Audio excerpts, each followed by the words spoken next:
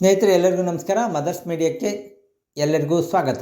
ಇವಾಗ ಮೊನ್ನೆ ಧರ್ಮಸ್ಥಳದಲ್ಲಿ ಓದ್ತಾ ಇರುವಂಥ ಎರಡು ಘಟನೆಗಳು ನಡೆದಿದೆ. ಒಂದು ಅಕ್ರಮವಾಗಿ ಗರ್ಭಿಣಿಯಾಗಿರುವಂಥ ಹುಡುಗಿ ಹಾಗೂ ಇನ್ನೊಂದು ಆತ್ಮಹತ್ಯೆ ಮಾಡಿಕೊಂಡಿದ್ದ ಹುಡುಗಿ. ಇವು ಎರಡು ಧರ್ಮಸ್ಥಳ ಆಡಳಿತದಲ್ಲಿರುವಂಥ ಶಾಲೆಯಲ್ಲೇ ನಡೆದಿದೆ. ಆದರೆ ಇದಕ್ಕೆ ನಿಜವಾದ ಕಾರಣಕರ್ತರು ಯಾರು? ಮೊನ್ನೆ ಒಂದು ಹುಡುಗಿ ಆತ್ಮಹತ್ಯೆ ಮಾಡ್ಕೊತು. ಅದು ಶಾಲೆಯಲ್ಲೇ ಮಾಡ್ಕೊತು. ಯಾಕೆ ಮಾಡ್ಕೊತು ಅಂದರೆ ಅಲ್ಲಿರುವಂಥ ಇಬ್ಬರು ಶಿಕ್ಷಕರಿಂದ. ಆ ಶಿಕ್ಷಕರು ಯಾರು ಅಂದರೆ ಆ ಹುಡುಗಿಗೆ ಸಂಬಂಧಿಕರೇ ಆಗಬೇಕಾಗಿತ್ತು. ಅವರಿಗೆ ಮಾನಹಾನಿ ಮೆಸೇಜು ಕಳಿಸಿದ್ರಿಂದ ಹುಡುಗಿ ಮನನೊಂದು ಆತ್ಮಹತ್ಯೆ ಅದಕ್ಕೋಸ್ಕರ ಆತ್ಮಹತ್ಯೆ ಮಾಡ್ಕೊಳ್ಳೋ ಅವಶ್ಯಕತೆ ಇಲ್ಲ ಇತ್ತು.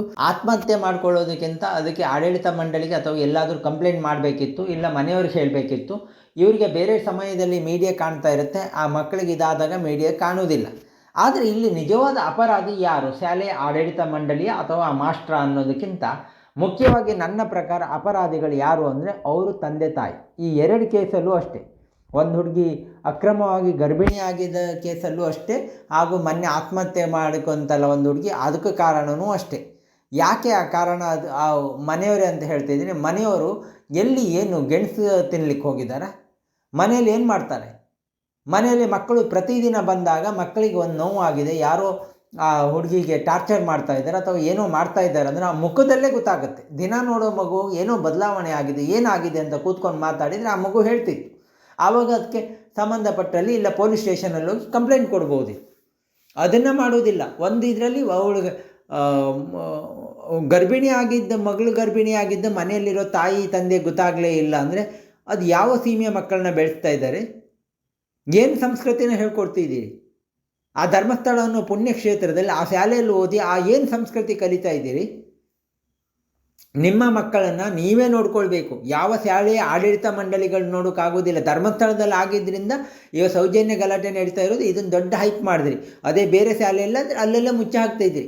ಎಷ್ಟು ಕೇಸ್ಗಳು ನಡೆದಿಲ್ಲ, ಎಷ್ಟು ಆತ್ಮಹತ್ಯೆಗಳು ನಡೆದಿದೆ ಬೇರೆ ಮಿಷನರಿ ಶಾಲೆಗಳಲ್ಲಿ, ಕ್ರೈಸ್ತ ಶಾಲೆಯಲ್ಲಿ. ಅದರ ಬಗ್ಗೆ ಯಾರಾದರೂ ಮಾತಾಡ್ತಾರೆ? ಇಲ್ಲ. ಧರ್ಮಸ್ಥಳದ ಮಾತಾಡ್ತಾರೆ. ಯಾಕೆ? ಇವ್ರಿಗಿರೋ ದ್ವೇಷನ ಇಲ್ಲೊಂದು ತೀರಿಸ್ಕೊಳ್ಳೋಕೆ ಇವ್ರಿಗೊಂದು ಸಿಗ್ತಾ ಇರುತ್ತೆ. ಆ ಮಕ್ಕಳು ಹಾಗೆ ಮಾಡ್ಕೊತಾರೆ. ಆ ಮಕ್ಕಳು ಧೈರ್ಯವಾಗಿ ಇವತ್ತು ಸೋಷಿಯಲ್ ಮೀಡಿಯಾ ಇದೆಲ್ಲ ಇರೋದ್ರಿಂದ ಧೈರ್ಯವಾಗಿ ಇಂಥ ಮಾಸ್ಟರ್ ನಮಗೆ ಟಾರ್ಚರ್ ಕೊಡ್ತಾ ಇದ್ದಾರೆ ಅಂತ ಹೇಳಬೇಕು, ಇಲ್ಲ ಪೊಲೀಸ್ ಕಂಪ್ಲೇಂಟ್ ಕೊಡಬೇಕು.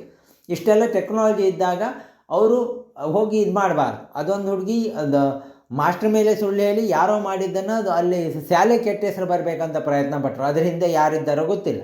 ಈ ಹುಡುಗಿ ಪಾಪ ಆ ಮಗು ಏನು ಇದು ಗೊತ್ತಿಲ್ಲ, ಅಥವಾ ಇವ್ರಿಗೆ ಪಾಠ ಕಲಿಸ್ಬೇಕಂತಲೇ ಶಾಲೆಯಲ್ಲಿ ಆತ್ಮಹತ್ಯೆ ಮಾಡ್ಕೊಂಡು, ಮನೆಯಲ್ಲಿ ಕ್ಲೀನಾಗಿ ಹೇಳಿದರೆ ಜೀವ ಆದರೂ ಉಳಿತಾಯಿತ್ತು.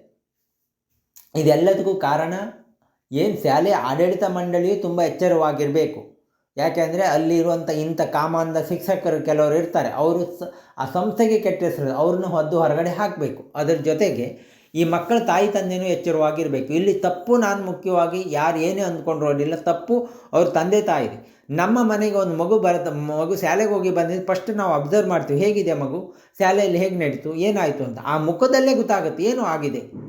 ಅಲ್ಲಿ ತಿಳ್ಕೊಳ್ಬೇಕು. ಮಗುನ ಆರಾಮಾಗಿ ಕೂತ್ಕೊಂಡು ಮಾತಾಡಿ ಬಾಯಿ ಬಿಡಿಸ್ಬೇಕು.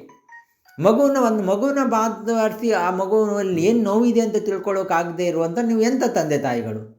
ಅದಕ್ಕಾಗಿ ನಿಜವಾದ ಆ ಮಕ್ಕಳ ಮಾಡಿರೋ ತಪ್ಪಿಗೆ ಹೊಣೆಗಾರರು ಯಾರು ಅಂದರೆ ಶಾಲೆಯ ಆಡಳಿತ ಮಂಡಳಿ ಅಲ್ಲ, ನೀವೇ ಅಂತ ನನ್ನ ಅನಿಸಿಕೆ. ಇಷ್ಟು ಹೇಳ್ತಾ ನನ್ನ ಮಾತು ಮುಗಿಸ್ತೀನಿ. ಮತ್ತು ಮುಂದಿನ ಭಾಗದಲ್ಲಿ ಭೇಟಿಯಾಗೋಣ. ನಮಸ್ಕಾರ.